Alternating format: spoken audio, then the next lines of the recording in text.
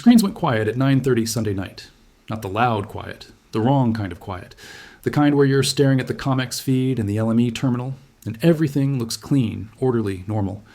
Meanwhile, the physical backbone of the global economy is having a heart attack in real time, and nobody's talking about it. I'm a private commodities analyst. I've been tracking metals and stacking silver for 12 years. When I built this channel, because I got tired of watching the mainstream media lag 12 hours behind what I was seeing on my Bloomberg terminal. This AI avatar?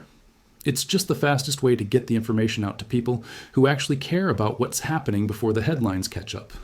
Right now, while you're hearing analysts call this a speculative New Year's rotation or chalking up $12,500 copper to AI infrastructure hype, I'm watching something completely different unfold.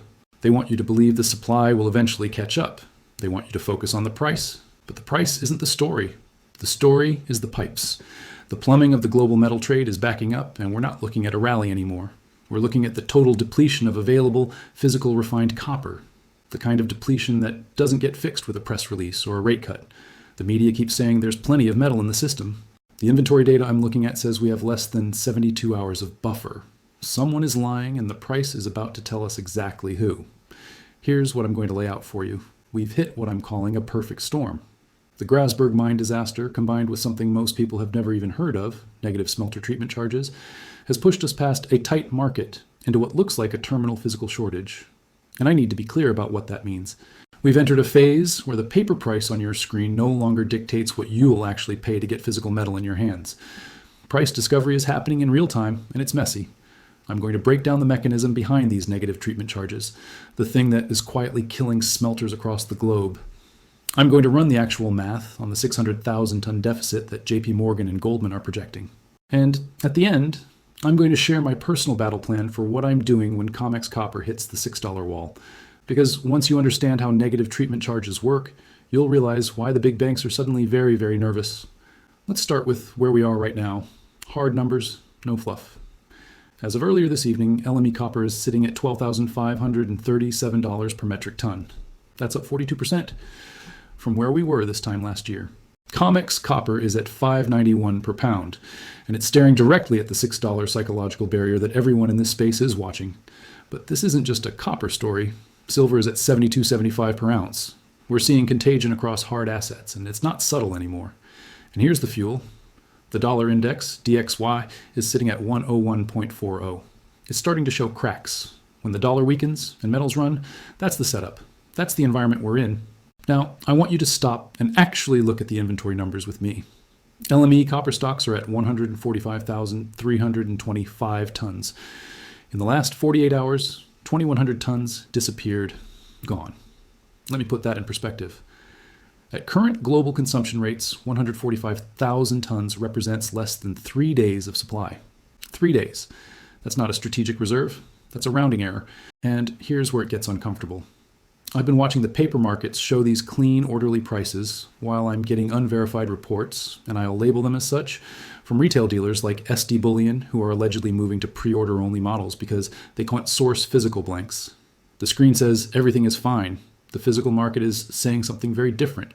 The inventory is draining at a rate that makes a force majeure event look less like a possibility and more like a certainty. And when I say force majeure, I mean the kind of event where a major institution can't deliver on a contract, and the exchange has to step in and change the rules mid-game. Now let's talk about the mechanism that most people don't understand. This is the part where I need you to slow down and actually follow the logic, because this is the core of why the shortage is so severe. It's called negative treatment charges, TCs. Here's how it normally works. A mining company digs copper ore out of the ground. That ore is not refined copper, it's concentrate. It's dirt with copper in it. The miner then pays a smelter to turn that concentrate into refined metal. That fee they pay? That's the treatment charge. It's a straightforward transaction. Miner has ore, smelter has the refining capacity, miner pays smelter for the service. But right now, treatment charges have gone negative. That means the smelter is paying the miner for the privilege of refining their ore. And let that sit for a second. The smelter is losing money on every ton of copper they produce. Why would anyone do that? Because smelters have massive fixed costs and massive industrial machines. You can't just turn a copper smelter off like a light switch. If you shut down the furnaces and let the equipment go cold, you risk destroying millions of dollars in infrastructure. Restarting a cold smelter can take months and cost a fortune, if it's even possible. So smelters are trapped. They need concentrate to keep the machines running, but there's not enough concentrate available. The shortage is at the raw material level. Think of it like this. Imagine you own a juice bar, and you have a $50,000 industrial juicer that you absolutely cannot let sit idle or it seizes up and dies. But there's an orange shortage. You're so desperate to keep that juicer running that you start paying people to bring you oranges, even though you're losing money on every glass of juice you sell. You're not doing it to make a profit. You're doing it to avoid the catastrophic cost of your equipment failing. That's what's happening to copper smelters right now. They are cannibalizing their own capital just to stay operational. And here's the terrifying part.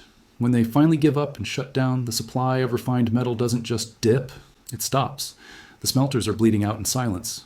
When the first major smelter closes its doors, that 3-day inventory buffer we talked about earlier, that's going to feel like a luxury. Now let's run the actual math on the deficit, because the numbers are worse than most people realize. Freeport-McMoran's Grasberg mine, one of the largest copper mines on the planet, had a major accident. That disaster has officially removed 313,000 metric tons from the 2026 supply forecast. JP Morgan and Goldman Sachs are both projecting a global deficit between 330,000 and 600,000 metric tons for this year. But here's where it gets even more interesting. There are unverified rumors, and again, I'll label them as such, that China's state grid is quietly hoarding an additional 20% beyond their normal reserves. If that's true, the actual deficit expands to nearly 800,000 tons. Let me frame the impossible equation we're facing. We have a 600,000 ton hole in global supply. We have 145,000 tons sitting in the LME warehouse. You cannot subtract 600,000 from 145,000 and expect a functioning economy on the other side. So let's recap where we are at this point, because this is the foundation everything else builds on. Grasberg is offline. Smelters are paying miners just to keep their machines from dying. The global warehouse is effectively empty. And the price on your screen still says $591. The math is telling us that the price has to go to a level where demand is forcibly destroyed, where industrial users simply stop using copper because they can't afford it or can't get it. That's not speculation. That's arithmetic. Now, I know what the skeptics are going to say because I've heard it a dozen times already this week. Aluminum substitution will save us. At $12,500 per ton, engineers will just swap copper for aluminum in their designs. Let's pull that apart. Yes, aluminum can replace copper in some applications, but you cannot swap copper for aluminum in a power transformer or a high-performance EV motor overnight. You're talking about re-engineering entire systems, retooling factories, recertifying components for safety standards. That process takes 18 to 24 months minimum. We have a 3-day inventory problem. Do you see the disconnect? The substitution argument assumes we have time. We don't. Here's the other one. High prices will bring out the scrap. There's copper sitting in old buildings, old wiring, old pipes. The market will find it. And I want you to actually stop and think about this for a second, because the scrap narrative sounds good until you look at the data. Yes, high prices will incentivize scrap collection. People will rip copper pipes out of abandoned buildings. They'll recycle old electronics. There will be a short-term bump in supply. But scrap is a one-time event. It's not a renewable resource. Once you've stripped the copper out of every old transformer in every condemned building, that's it. You've exhausted the pool. Scrap does not replace a mine the size of Grasberg. It doesn't replace 313,000 tons of annual production. The scrap tsunami is a temporary bandage on a severed artery. It might buy a few weeks or a few months, but it doesn't solve the structural problem. So what happens next? What should you actually be watching for? First, watch for the exchanges to panic. I'm expecting the LME or COMEX to hike margin requirements by 50% or more within the next week. They'll frame it as cooling the market or ensuring orderly trading. What they're really doing is trying to force out the speculators and reduce the stress on the system. When you see a sudden, massive margin hike, that's the exchange telling you they're scared. Second, and this is the big one, watch for whispers of cash settlement. There's an unverified rumor circulating about a 5,000 contract delivery failure. I can't confirm it, but if a major bank or institution can't deliver physical copper on a futures contract, the exchange has two options. Let the default become public and trigger a crisis, or force a cash settlement. A cash settlement means the contract holder gets paid in dollars instead of receiving physical metal. It's effectively a default on the physical promise. If that happens, if the COMEX or LME starts forcing cash settlements on copper contracts, you'll know the game is over. The paper market will have officially decoupled from the physical market. Here's my personal dashboard. These are the 3 things I'm watching in real time. Number 1, $6 on COMEX copper. That's the line between a rally and a mania. If copper breaks $6 and holds for 3 consecutive closes, I'm mentally shifting into parabolic mode. I'm not chasing price there. I'm watching from the sidelines. Number 2, LME stocks below 100,000 tons. If inventory drops under that level, I'm expecting an exchange level force majeure. That's the point where industrial users start panic buying and the whole system locks up. Number 3, the gold to silver ratio. If it drops below 60, that tells me silver is leading the charge. It means the hard asset contagion is accelerating, and copper is just the canary in the coal mine. When the exchanges start changing the rules in the middle of the game, you know the house is losing. So let me lay out my personal battle plan. This is what I'm doing with my own money, my own portfolio. I have 3 specific triggers I'm watching. Trigger A, if COMEX copper breaks $6 and holds for 3 consecutive closes, I'm shifting into parabolic mania mode. I'm not chasing the price at that level. I've seen this movie before. When things go parabolic, the exit gets very crowded very fast. Trigger B, if LME inventories drop below 100,000 tons, I'm expecting a force majeure event at the exchange level. That's the threshold where the system can't function anymore. Here are my actions based on those triggers. If copper hits $13,000 on the LME, I'm personally taking 25% of my mining equity profits off the table. I don't want to be the last person through the exit when the music stops. I've been in this game long enough to know that you don't get a bell at the top. If silver dips back to $65, but the gold to silver ratio stays below 65, I'm looking to add to my physical silver position on that retest. That dip would be a gift. If the exchanges hike margins by more than 30% in a single day, I'm sitting on my hands. I do not trade in high volatility rule change environments. When the referees start making up new rules mid-game, that's when people get hurt. I'm not here to be right. I'm here to be liquid when everyone else is scrambling. Now, I want to address something directly, because I know some of you are thinking it. Why should I believe you? How do I know this isn't just more hype? Fair question. Here's my answer. I've been doing this for 12 years. I've watched silver hit $49 in 2011 and then crash.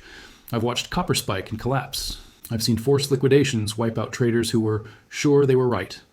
I'm not trying to sell you a course. I'm not trying to pump a specific stock. I built this channel because I have access to data feeds that most retail investors don't, and I was tired of watching people get blindsided by news that was 12 hours late. You don't have to believe me, but you should verify the data I'm giving you. Check the LME inventory numbers yourself. Look at the treatment charge trends. Read the Goldman and JP Morgan reports on the deficit. The information is out there. I'm just connecting the dots faster than the mainstream outlets. And here's the thing about copper that makes this situation so critical. This isn't like oil, where you can just park a tanker offshore and wait for prices to rise. Copper is consumed in real time by the global economy. Every electrical grid, every EV motor, every data center, they're all burning through copper constantly. When the buffer runs out, things don't slow down gradually. They stop. We're talking about rolling blackouts because grid operators can't replace failed transformers. We're talking about automakers idling factories because they can't get wiring harnesses. We're talking about construction projects halting because there's no copper pipe. This isn't a financial crisis. This is a physical crisis with financial consequences. And the scary part? The paper markets are still pretending everything is fine. The price on your screen is still behaving like this is a normal supply-demand imbalance that will work itself out. But I've been watching the physical premiums, I've been tracking the dealer reports, I've been monitoring the scrap flows, and the physical market is screaming that we're running out. There's a moment in every market dislocation where the paper price and the physical price diverge so far that the paper becomes meaningless. We saw it in nickel in 2022 when the LME had to cancel trades and halt the market. We saw it in palladium when Russian supply got cut off. We're watching it happen in copper right now, in slow motion. Let me give you one more piece of context that ties this all together. The reason negative treatment charges are so significant is because they tell you where the bottleneck is. If the shortage was at the smelting level, if we had plenty of concentrate but not enough refining capacity, treatment charges would be going up, not down. Smelters would be raising their fees because they'd have pricing power. But treatment charges are negative. That means the bottleneck is upstream. It's at the mine level, and you can't fix a mining shortage quickly. Opening a new copper mine takes 7 to 10 years from discovery to first production. Expanding an existing mine takes years. The Grasberg disaster isn't getting fixed in 2026. The supply that was supposed to come from that mine is just gone. And here's what keeps me up at night. We're already in a structural deficit. The demand from EV production, from renewable energy infrastructure, from AI data centers, all of that was already pushing the market tight before Grasberg went offline. Grasberg was the thing that broke the camel's back, but the camel was already carrying a very heavy load. So when I look at the next 6 months, I'm not asking, will we see higher prices? That seems inevitable. The question I'm asking is, what does the system do when it runs out? Does COMEX force cash settlements and admit the physical market is broken? Does the LME implement delivery restrictions? Do major industrial users start signing long-term contracts at massive premiums just to secure supply? I don't know, but I know it's going to be messy. Here's what I want you to take away from this. We have a mining disaster that's removed over 300,000 tons from the market. We have smelters in a death spiral, paying miners just to stay operational. We have a global warehouse with 3 days of supply. And we have paper markets that are still pricing copper like this is a normal cycle. Someone is going to be very, very wrong. The screen says the price is $5.91. The physical reality says the price is whatever you have to pay to actually get metal delivered to your door. Don't let the paper markets blind you to what's happening in the real world. I've been in this space long enough to know that when inventory drops this low and the fundamentals are this broken, the resolution is never smooth. It's either a price spike that forces demand destruction, or it's a system-level event where the rules get rewritten overnight. Either way, the people who are paying attention early are the ones who don't get caught off guard. Now, if you want to understand how this physical squeeze is already spilling over into the silver market, because trust me, it is, you need to watch my previous breakdown on the silver price discovery phase. The dynamics are eerily similar, and silver is moving faster than copper right now. The clock is ticking, the inventory is draining, and the mainstream media is still calling this a speculative rotation. You've seen the data, you've seen the math. Now you have to decide what you do with it. I'm not here to tell you what to do with your money. I'm here to show you what I'm seeing with mine. And what I'm seeing is a market that's running out of time and running out of metal at the same time. Stay sharp. Watch those 3 triggers I mentioned. And whatever you do, don't assume the paper price is telling you the whole story. Because in about 72 hours, we're going to find out if that 3-day inventory buffer was accurate, or if we've been operating on borrowed time this whole week. This is the kind of moment where being early looks the same as being wrong, right up until it doesn't.